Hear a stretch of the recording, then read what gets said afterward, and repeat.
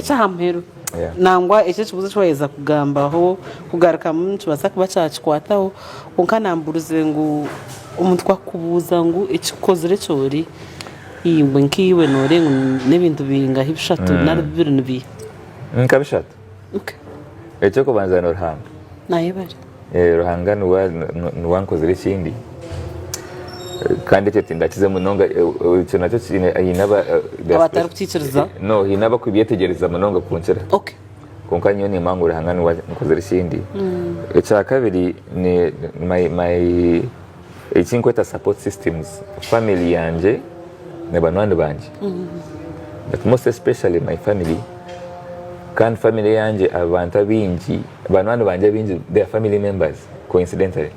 Good for you. So nibo bankozire ekyindi ekyakashatu ni circumstances. Seasons of life? Yeah, circumstances have shaped me into who I am.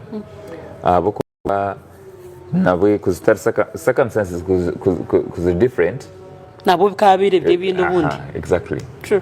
So those three things mold you. Yeah, the ones those three things nibyo moldingere Kahindi ndari kakora nk'ebindi ndari ukashanga nk'ekyindi.